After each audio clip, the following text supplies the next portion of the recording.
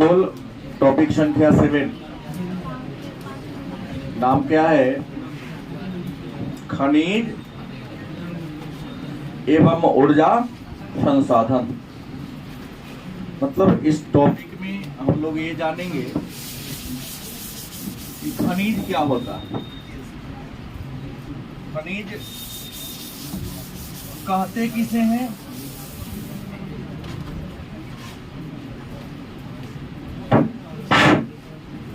खनिज है क्या? खनिज कहते किसे हैं? खनिज के प्रकार कितने हैं? इस टॉपिक पर हम लोग क्या करेंगे? चर्चा करेंगे। पाठ का नाम क्या है? खनिज एवं ऊर्जा संसाधन। टॉपिक क्या है? खनिज एवं ऊर्जा संसाधन। तो सबसे पहला प्रश्न हमारे मन में ये आएगा कि खनिज क्या है?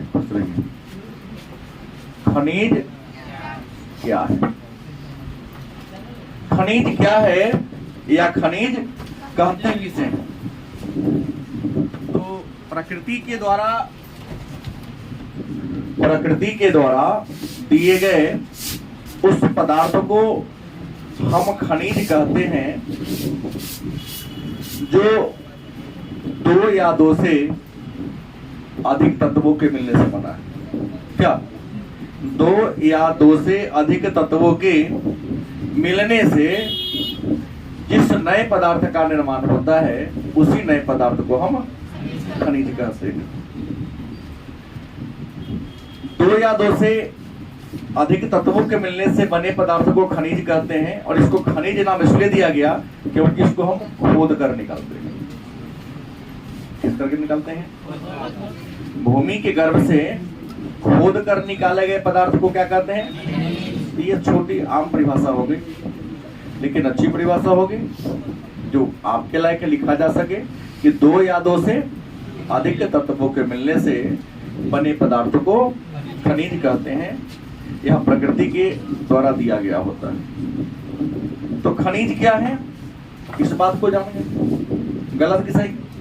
अब सवाल है तो खनिज के अगर हम प्रकार की बात करें, खनिज के प्रकार कितने हैं? रियल में खनिज के दो प्रकार हैं। कितने प्रकार हैं? पहला है धात्विक खनिज और दूसरा है अधात्विक खनिज। खनिज के कितने प्रकार हैं? पहला कौन है? दूसरा कौन है? तो मन में होगा धात्विक खनिज क्या है या धात्विक खनिज कहते किसे हैं? तो जिस खनिज के अयस्क के सांद्रण से धातु की प्राप्ति होती है, या वह खनिज जिससे हमें किसकी प्राप्ति होती है? धातु की प्राप्ति होती है, उसको जलाते हैं या प्रज्वलन करते हैं तो क्या मिलता है? कुछ प्राप्त होता है धातु। क्या कहेंगे? धात्विक खनिज जैसे सोना, चांदी, लोहा, तांबा, टीन, एल्युमिनियम। गलत सही? तो जिस खनिज से हमें धातु की प्राप्ति होती है उसे धात्विक खनिज के नाम से, लेकिन जिससे हमें धातु की प्राप्ति नहीं होती है अगर जलाओ तो पूरा राख बचेगा। अगर आप उसको क्या कर दो, खनिज को लाइए जलाइए तो क्या बच जाएगा? राख के अलावा कुछ मिलने वाला, उसे क्या कहेंगे? जैसे चूना पत्थर, नमक, कोयला, पेट्रोलियम, सब तो खनिज है, लेकिन जलाएंगे, यूज करेंगे, उपयोग करेंगे तो उसमें से हमको केवल ऊर्जा तो मिलेगी लेकिन बाद कुछ बचेगा नहीं बचेगा। तो जिसकी खनिज से धातु की प्राप्ति होती है धात्विक खनिज, और जिससे धातु की प्राप्ति नहीं होती है उसे। ये जो धात्विक खनिज है इसके भी दो प्रकार हैं। धात्विक खनिज के भी दो प्रकार है। एक का नाम है लौह और दूसरा क्या है? अलौह। धात्विक खनिज के दो प्रकार, एक लौह, दूसरा कौन है? मन में होगा ये लौह खनिज क्या है? तो जिस खनिज से लोहा की प्राप्ति होती है, जिस खनिज से क्या होती है? लोहा की प्राप्ति होती है, उसे लौह खनिज कहेंगे। और जिस खनिज से लोहा की प्राप्ति उसे क्या कहेंगे? मतलब आसान भाषा में कि जिसमें लोहा का अंश हो उसे लौह खनिज कहेंगे। जैसे लोहा हुआ, टंगस्टन हुआ, निकेल हो गया, क्रोमियम हो गया, मैग्नीज हो गया, इसमें लोहा का अंश है तो क्या कहेंगे? और इसमें लोहा का अंश उसे क्या कहेंगे? जैसे सोना, चांदी, तांबा, पीतल, एल्यूमिनियम है दोनों धातु, लेकिन एक में लोहा का अंश है तो लौह, एक में लोहा का अंश नहीं है तो गलत या सही। अब देखिए ये लौह और अलौह की अगर हम बात करते हैं तो लौह वाला में एक सामान्य सी बात आप जान लें कि चुंबक जिसमें पहचानने का सामान्य सा नियम है कि जिस धातु में चुंबक सट जाता हो उसको लौह कहेंगे, जिसमें चुंबक नहीं सटता हो उसे हम अलौह के नाम से। अधात्विक खनिज के भी दो प्रकार हैं। पहला है कार्बनिक खनिज और दूसरा क्या है? अकार्बनिक खनिज। जिस खनिज में कार्बन का अंश हो, और कार्बनिक खनिज ईंधन खनिज के उदाहरण, कोयला हो, लोहा हो, ग्रेफाइट हो, सबका ईंधन के रूप में यूज होता है। गलत या सही? जिस खनिज में कार्बन का अंश उसे क्या कहोगे? और जिसमें कार्बन का अंश उसे क्या कहेंगे? अकार्बनिक खनिज के नाम से।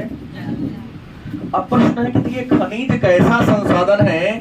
तो याद रखेंगे खनिज के बारे में कि जो खनिज है वह प्राकृतिक संसाधन है और चक्रीय संसाधन है और नवीकरणीय संसाधन है। क्योंकि खनिज हमको प्रकृति ने दिया है तो खनिज कैसा संसाधन हो गया? और चक्रीय, मतलब एक बार यूज करेंगे दोबारा यूज आप नहीं कर सकते हो। लगभग मैक्सिमम खनिज की बात मैं कर रहा हूँ, एक आधा बात हो सकता है, लेकिन जो भी खनिज है एक बार यूज कर लो उसकी यूटिलिटी क्या हो जाएगी? समाप्त हो जाती है। तो इसको अचक्रीय या अनवीकरणीय, अनवीकरणीय का परिभाषा क्या होता है? जिसे एक बार यूज करो पुनः दोबारा यूज आप नहीं कर सकते हो, क्या कहेंगे? अनवीकरणीय। परीक्षा में नहीं होगा जाना, नहीं तो बड़ा दिक्कत होगा। अब सवाल है खनिज की विशेषता। एक प्रश्न होगा कि खनिज की विशेषता क्या है? खनिज की विशेषता क्या है? याद रखेंगे खनिज की पहली विशेषता है उसका असमान वितरण। असमान मतलब खनिजों का बंटवारा भारत में संपूर्ण विश्व में एक समान नहीं। कोई देश प्राकृतिक, कोई देश खनिज संसाधन के दृष्टिकोण से भरा पड़ा है, वहां खनिज ही खनिज है। और कुछ ऐसे भी देश है जहां खनिज नहीं। अपने भारत में 28 राज्य है। कितने राज्य हैं? और केंद्र शासित राज्य कितने हैं? 8। 28 राज्य में बताइए झारखंड खनिज से भरा पड़ा है, बिहार में क्या है? बाढ़ और बालू। और आप लोग जैसे क्या कर सकते हैं, किसी काम के न लायक मानव संसाधन, इसकी कोई यूटिलिटी नहीं है। क्लास में उगा जाते हैं, क्लास में गपशप करने लगते हैं। गलत बोल दिया हो गया? एकदम 100% सही बात है। तो खनिजों की विशेषता है कि इसका वितरण समान नहीं है। कोई खनिज क्या है? कुछ राज्य खनिज के दृष्टिकोण से भरा पड़ा है तो कुछ राज्य खाली है। दूसरी खासियत है कि खनिज समाप्य संसाधन है। इसकी दूसरी खासियत क्या है? समाप्य संसाधन है, मतलब खत्म हो जाएगा। अब खत्म हो जाएगा तो दोबारा बनाना बड़ा मुश्किल कठिन कार्य है। जैसे जितना हमारे पास कोयला है, जितना पेट्रोलियम है, 2050 के बाद नहीं बच पाएगा। इसलिए मारामारी चल रहा है कि भाई ऊर्जा को बचाओ, ईंधन को बचाओ। बच्चों को बचेगा तो हमारे अगले पीढ़ी को क्या मिलेगा? फायदा मिलेगा। इसलिए सतत पोषणीय विकास की बात चल रही है, समावेशी विकास की बात चल रही है, बैटरी का यूज ज्यादा करने की बात हो रही है, सोलर प्लेट के ज्यादा यूज करने की बात हो रही है। लेकिन हम लोग इतने बेईमान है, कहते हैं कि हम ही क्या होगा, सब करेगा तब ना होगा। अरे तुम करो, दूसरा तक देखा देखी करवे करेगा। तो खनिज समाप्य संसाधन है। तीसरी खासियत है खनिजों की मात्रा व गुणवत्ता में विलोम संबंध है। खनिजों की मात्रा और गुणवत्ता में कैसा संबंध है? विलोम। कहने का मतलब जिस खनिज का कीमत कम होकर मात्रा, और जिस खनिज का कीमत ज्यादा होकर मात्रा, जैसे देखिए चूना पत्थर है, कोयला है, एक दाम कम है तो भारत में बहुत ज्यादा है। और सोना का दाम ज्यादा है, कीमत ज्यादा है, चांदी का कीमत ज्यादा है, डायमंड का कीमत क्या है? ज्यादा है। तो अपने भारत में इसकी मात्रा क्या है? संपूर्ण विश्व की बात कर लो कि जिसका कीमत ज्यादा है उसकी मात्रा कम है, मतलब लेकिन मात्रा ज्यादा उसमें गुणवत्ता कम है, जिसकी मात्रा कम है उसकी गुणवत्ता उल्टा रिलेशन है। पूरे विश्व की बात करता हूं। ऐसे भी इंसान में ले सकते हैं, उपयोगी मानव आपके गांव में अच्छे लोग बहुत कम होंगे, बुरे लोग बहुत हैं, नहीं? तो ये बात तो हम लोग क्या कर गए, जान गए। अब कहेंगे कि सारी खनिजों के बारे में जानकारी भारत में देता कौन है? मतलब एक प्रश्न आया, भारत में इसका खनिजों का अन्वेषण कौन करता है, जांच पड़ताल कौन करता है, खोज कौन करता है? किसका काम है पता लगाने का? कोयला कितना है, पेट्रोलियम कितना है, लौह अयस्क कितना है, बॉक्साइट कितना है? इन खनिजों के बारे में पता लगाने वाली संस्था कौन है? तो भारत में खनिजों के बारे में अनुमान लगाने वाली कई संस्था है। पहला है GSI। वाला कौन है? GSI, geological survey of India. GSI का फुल फॉर्म क्या होगा? जियोलॉजिकल सर्वे ऑफ, एक संस्था है इंडिया की। क्या है? एक संस्था है जिसका काम है भारत में खनिजों का अन्वेषण करना। दूसरा है ONGC। दूसरा कौन है? ONGC, oil and natural gas corporation.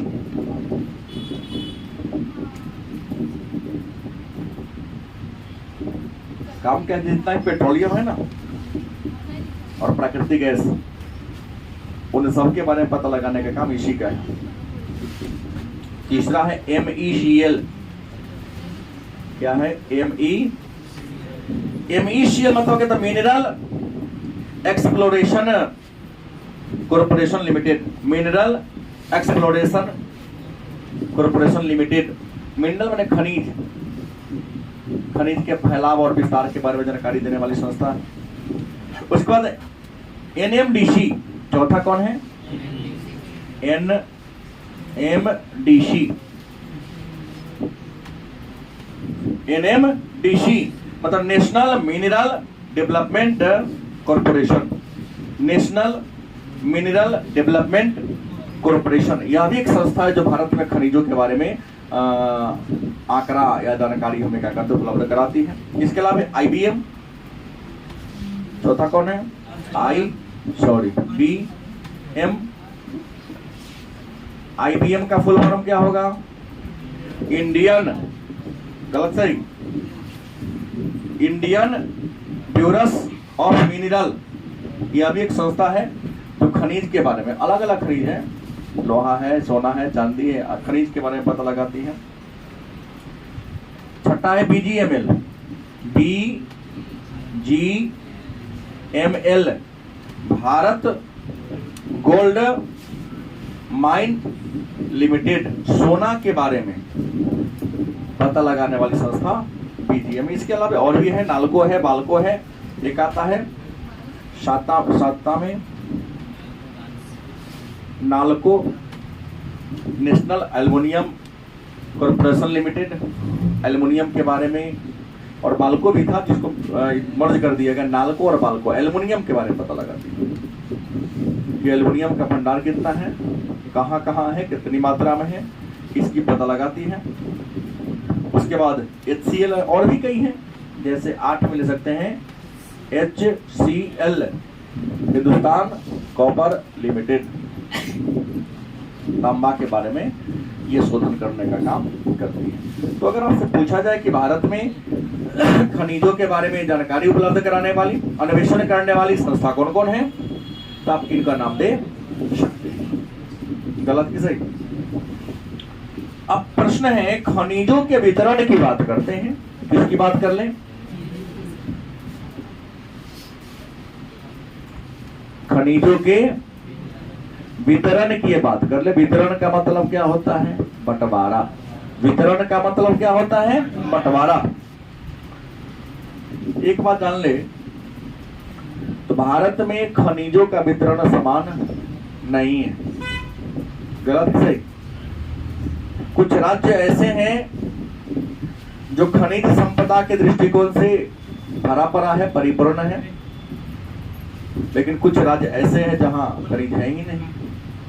खनिज अनेकों प्रकार के हैं, लेकिन कुछ राज्य में कोई खास किस्म के खनिज के लिए फेमस है। जैसे झारखंड लोहा और कोयला दोनों के लिए फेमस है। झारखंड का एक धनबाद जिला है, वहां इतना ज्यादा कोयला है कि धनबाद को कोयला नगरी कहा जाता है। गलत कि सही? तो भारत में कई जगह पर सोना का खान है, लेकिन कर्नाटक में जो कोलार है वो सोना के लिए फेमस है, वहां सबसे अधिक सोना है।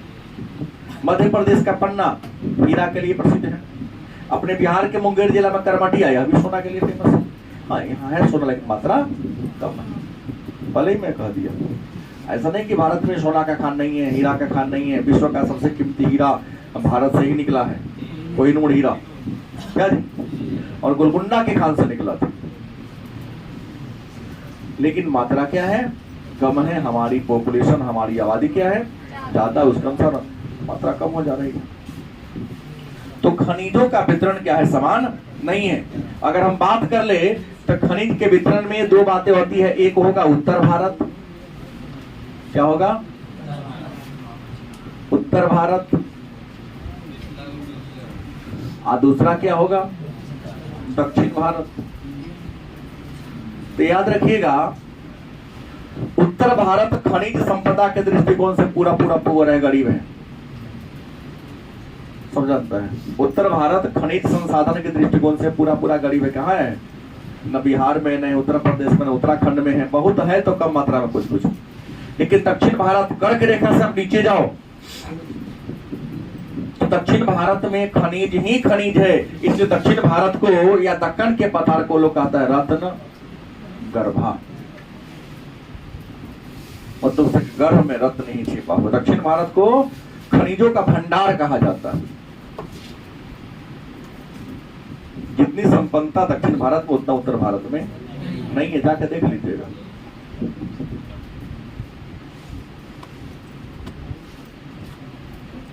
तो वहां के लोग मेहनती भी हैं, और भी खनिज हो या ना हो, लेकिन वहां के लोग क्या है? मेहनती हैं। उस 3 घंटा में जितना मेहनत कर लेता आप लोग का दिन भर, उतना आपसे नहीं होगा।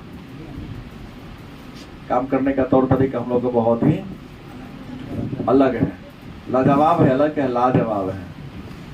नहीं, यहाँ के लोग में और मवेशी में खास अंतर। जैसे मवेशी को बार बार धक्का देना होता है, ये करो वो करो, वैसे हम लोग भी करते हैं। ये नहीं कि केवल दूसरे के लिए, अपने खेत में भी यही काम करता है। धान रोप रहा, खड़ा हो गया, खैनी लगा मलने,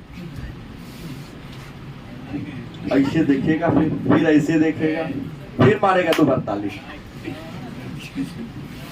फिर देह हाथ टेढ़ करेगा, फिर एक दो देखा हूं मैं कई लोग, उठेगा बैठेगा।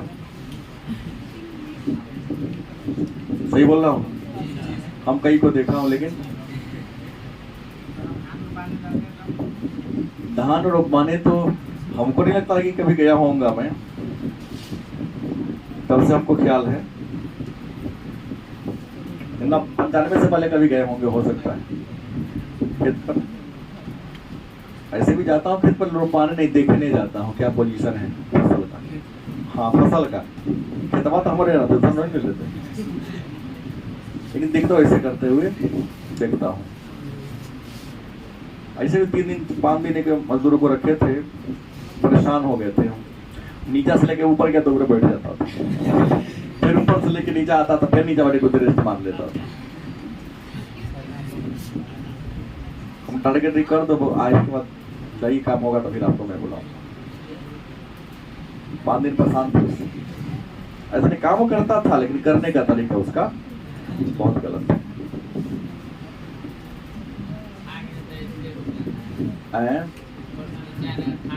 सामान्य मजदूर से 100 रुपया उसको मैं ज्यादा देता था। हाँ ठीक बात है, थक जाते थे तो नीचे बैठे थे 1 घंटा में 15 बार चढ़ते हैं, अकेले में घंटा 5 बार चढ़िएगा, 3 बार घटा दीजिएगा, गलत सही। इससे हम राउंड काउंट करते हैं ना, क्या आप नॉर्मली जब मैं बैठता हूँ तब 15 बार जाते हैं ऊपर 1 घंटा में, लेकिन मैं नहीं हूँ। हाँ तो आप 7 बार 8 बार जाते, मतलब आधा घट जाता है, मतलब गलती आधा तो नहीं घट जाएगा, मतलब कहीं ना कहीं सामने रहने पर ज्यादा काम करते हैं ना, उसे तुमको ही क्यों नहीं हटा देंगे? सीधा सा बात है, आपको ही हटा देंगे। मुद्दे पर आइए, कोई बार उन मतों को छोड़ना है। रत्न गर्भा के नाम से इसको हम जानते हैं। बात जानेंगे खनिजों का वितरण समान। आप लोग बिहार के, हम भी बिहार के, जानिए रहे कितना खनिज है। खनिज रहता था कथी नाम है करे वो क्या कहता है ना, ये पानी पूरी के लिए वो वही करता नहीं वो होता है, लेकिन अधूबर पाता सब है, संसाधन है ही नहीं कि मोटाएगा, पानी पूरी खाता है केवल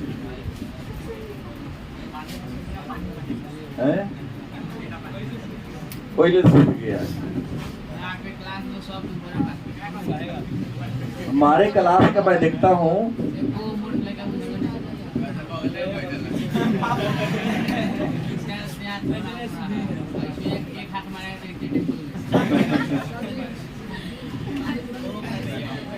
विटामिन सी, चलो अच्छा। अब है खनिजों की पेटी, क्या है?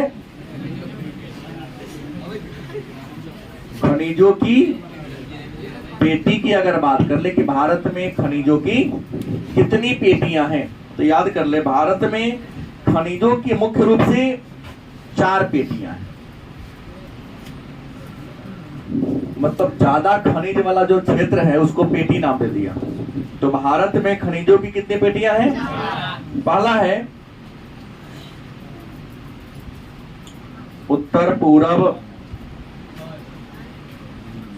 प्रायद्वीपीय भारत की पेटी, मतलब उत्तर पूर्व पेटी, और प्रायद्वीपीय भारत मतलब दक्षिण भारत की पेटी। इस पेटी में इतना ज्यादा खनिज है कि इसको भारत के खनिजों का हृदय स्थल भी कहते हैं।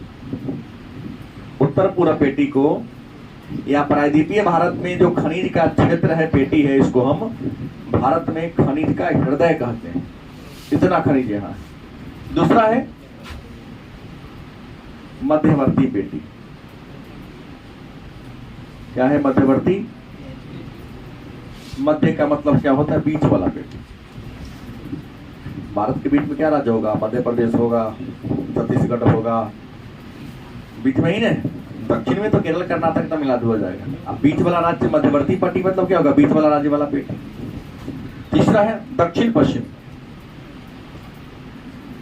दक्षिण पश्चिमी पेटी।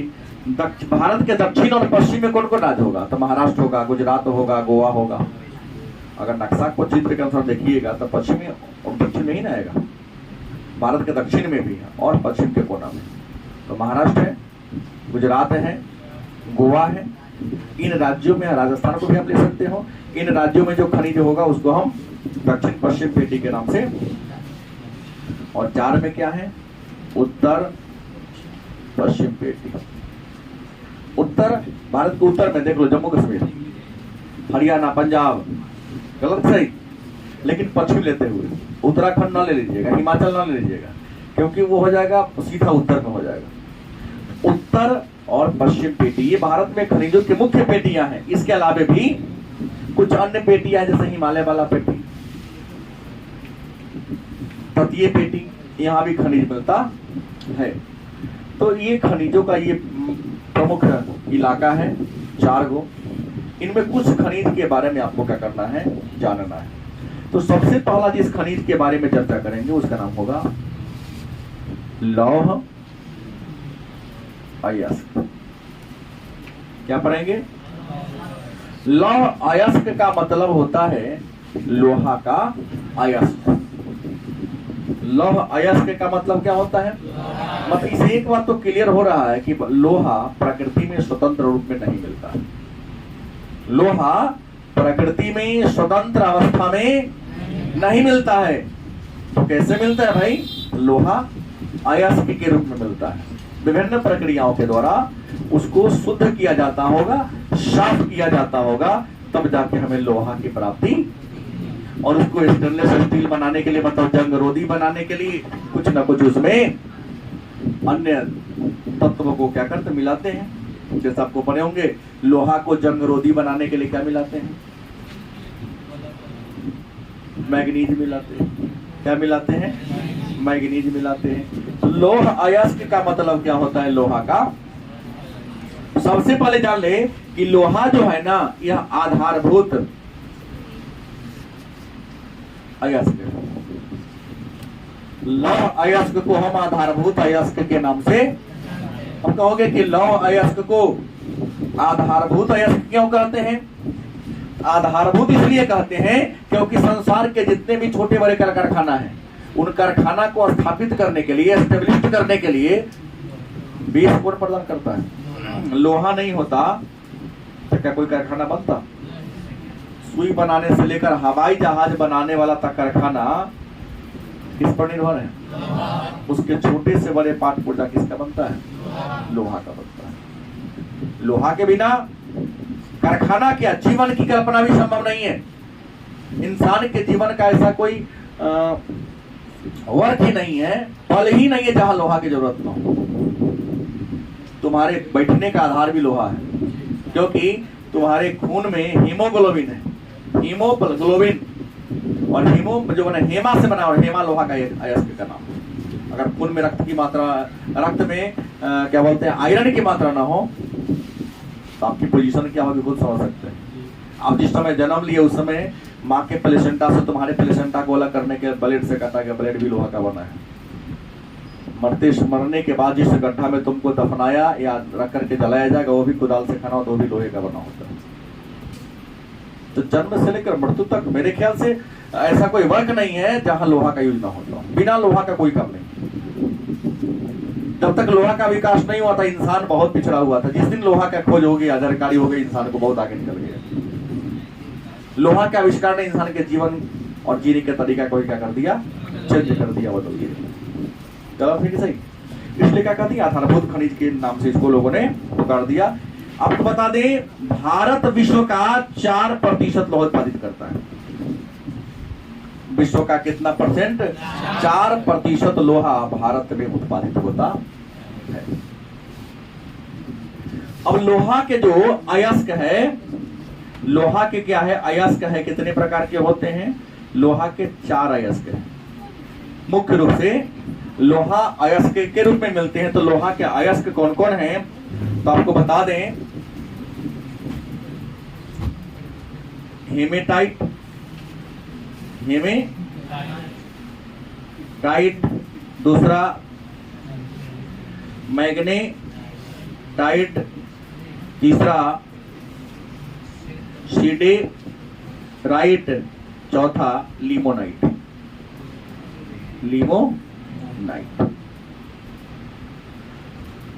तो लोहा हमें किस रूप में मिलता है? अयस्क के रूप में मिलता है। किस रूप में? और लोहा के अयस्क कौन कौन है? तो हेमेटाइट, मैग्नेटाइट, सिडेराइट और limonite.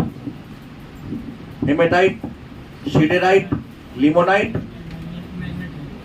Magnetite. Hematite, magnetite, siderite और लिमोनाइट, ये लोहा के क्या है? 4 गो। सबसे उत्तम किस्म का जो लोहा का अयस्क है उसका नाम क्या है? हेमेटाइट। संसार की बात बोल रहा हूं। सबसे बढ़िया क्वालिटी का लोहा का अयस्क कौन है? हम कहोगे सर इसको अच्छी क्वालिटी आपने क्यों कह दिया? भाई इसमें अयस्क ज्यादा है। और दूध किसी से लेते फलानमा के दूध नीमन है, क्या कहते हैं भाई? तो उसमें पानी की मात्रा कम है, उसमें क्रीम क्या है ज्यादा है, उसमें आप मलाई ज्यादा आप बताओ ना कि उसका दूध बढ़िया है, अमुक का दूध खराब है तो दूध खराब बचा, उसमें क्रीम की मात्रा से तय होता है, उसमें मौजूद मलाई की मात्रा से होती है। तो लोहा में जिसमें ज्यादा अयस्क होगा लोहा बढ़िया होगा, जिसमें अयस्क की मात्रा क्या होगी, कम होगी, तो थोड़ा निम्न क्वालिटी का निम्न गुणवत्ता वाला लोहा होगा। तो संसार में सबसे सर्वोत्तम किस्म के लोहा का अयस्क कौन है? उसके बाद सीडेराइट, उसके बाद। लेकिन आपको पता है कि भारत में सबसे ज्यादा मैग्नेटाइट, भारत में जितना भी लोहा का अयस्क है उसमें मैग्नेटाइट सबसे ज्यादा है।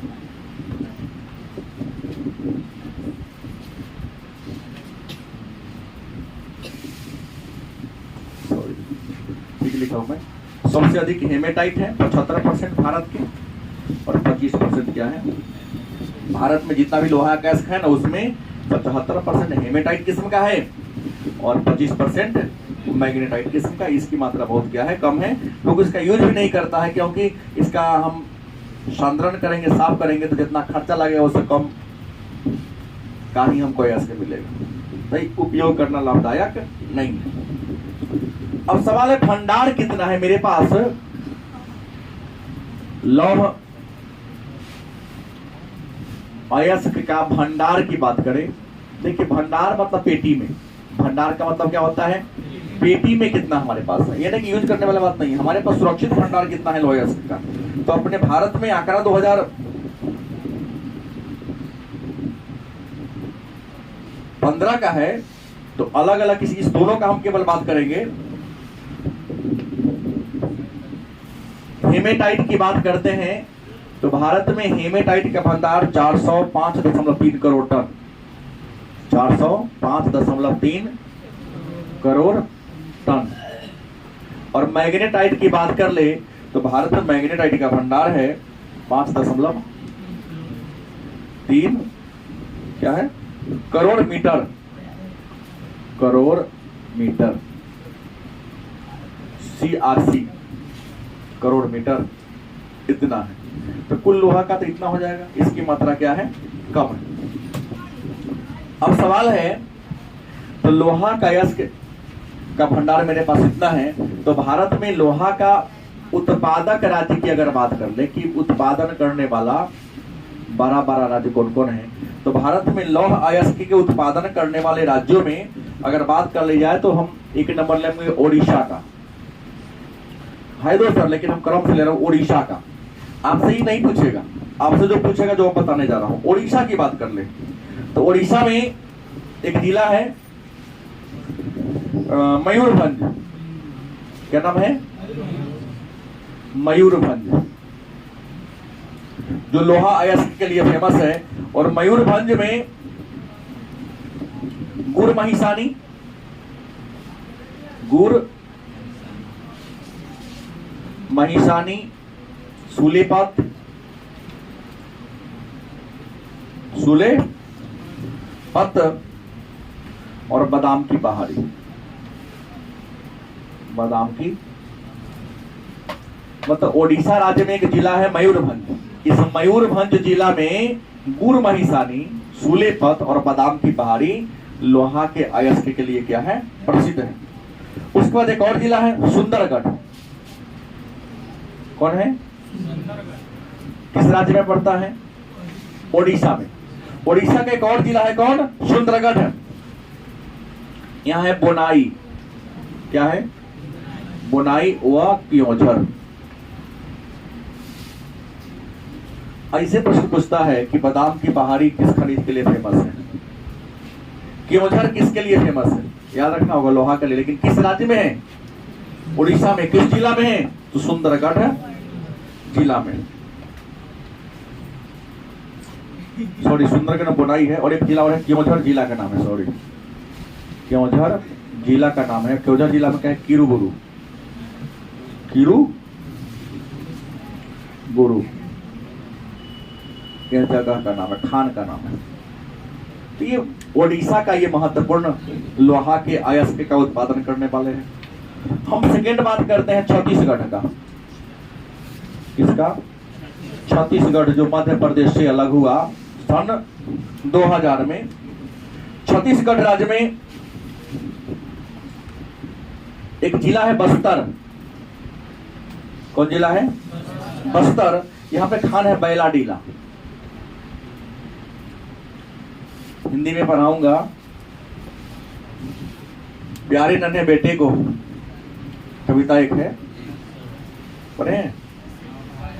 कहीं नहीं, अंग्रेजी वाला क्लास में पढ़ाई हो ही गई होगी। बेटा कन्हा पर बैठा कर बड़ा हो गया, सुनना उससे। हुआ भी नहीं है स्टार्ट, कोई बात नहीं। बस अक्टूबर में तो मैं शुरू करूंगा ही, मैं पहले कविता से ही शुरू करूंगा। कविता पूरे खत्म करके ब्रेक मार लूंगा, फिर व्याकरण शुरू करूंगा। और खत्म होगा व्याकरण, तब कहानी बनाएंगे ब्रेक ले लेके। गलत कि सही? क्योंकि कहानी तो हर जगह आप लोग पढ़ ही लिए, कविता में परेशानी होती है आपको। उसके बाद बस्तर जिला में डल्ली बैलाडीला, उसके बैलाडीला, उसके बाद डल्ली, राजहरा, डल्ली, राजहरा और राजहरा। एक और दुर्ग जिला है, यहां पर राजहरा से क्या है? राजहरा से। अगर हम 3 में झारखंड की बात कर लें, इसकी झारखंड में पूर्वी व पश्चिमी सिंहभूमि जिला, पूर्वी और पश्चिमी सिंहभूमि जिला लोहा के लिए क्या है? प्रसिद्ध है। चौथा अगर हम कर्नाटक की बात कर ले, कर्नाटक तो फेमस है, भारत का लगभग 25% के आसपास लोहा यहाँ होता है। कर्नाटक की बात अगर हम कर ले तो कर्नाटक में संदूर हासपेट, कौन है? संदूर हासपेट जिला। उसके बाद यहां पर कुद्रेमुख है, कुद्रेमुख। उसके बाद बाबा बुदन की पहाड़ी, कर्नाटक का ये जिला है। ये खान है जो लोहा के लिए प्रसिद्ध है। इसके बाद महाराष्ट्र में भी है, आंध्र प्रदेश में भी है, तमिलनाडु में भी। इन राज्यों में भी लोहा के अयस्क का उत्पादन होता है। अगर देखा जाए भारत में कि भारत का लगभग 51% लोहा का अयस्क कहां है? ओडिशा में 51%। और ओडिशा में लोहा के खादान कितने हैं? 66। देश का 51% लोहा उत्पादन कौन करता है? ओडिशा। लेकिन ओडिशा में लोहा के खाने हैं, क्या नाम मालूम है आपको? Rourkela steel plant. अगला पार्ट वही पढ़ना है कि भारत में लोहा का कारखाना कौन कौन है, कौन कारखाना कब खुला, किसकी सहायता से खुला, किस कारखाना को कोयला कहां से मिलता है, बिजली कहां से मिलता है, पानी कहां से मिलता है। ओडिशा के बाद हम छत्तीसगढ़ की बात करते हैं तो छत्तीसगढ़ में 17 को कारखाना है। कितने कारखाना है? और देश का लगभग 17% लौह अयस्क का उत्पादन ओडिशा से किया जाता है। कर्नाटक की बात करते तो झारखंड की अगर हम बात कर ले तो झारखंड में देश का यहाँ भी लगभग 11% लोहा के अयस्क की प्राप्ति होती है। और यहाँ पर लगभग 21 को लोहा का क्या है? खान है। कर्नाटक की बात करते हैं तो देश का यहाँ पर 63 को लोहा के खाद्यान्न है। और यहाँ पर देश का 13.6% लौह अयस्क की खुदाई यहाँ पर। भंडार ज्यादा लेकिन खुदाई कम। तो ये लोहा के अयस्क है। इसके अलावा भी मैंगनीज है, मैंगनीज के साथ साथ तांबा है। और मैंगनीज तांबा के अलावा हम कोयला के बारे में, पेट्रोलियम के बारे में, परमाणु ऊर्जा के बारे में भी क्या करेंगे? चर्चा। क्योंकि टॉपिक है खनिज। तो खनिज में आपको 3 को बनेगा। लोहा पढ़ लिए, लोहा के अलावा को तांबा, तांबा के अलावा मैंगनीज, इनको पढ़ना है। तो पढ़ेंगे ऊर्जा में, ऊर्जा में हम पढ़ेंगे कोयला के बारे में, पेट्रोलियम के बारे में, सौर ऊर्जा के बारे में, पवन ऊर्जा के बारे में, भूतापीय ऊर्जा के बारे में और बायोगैस के बारे में चर्चा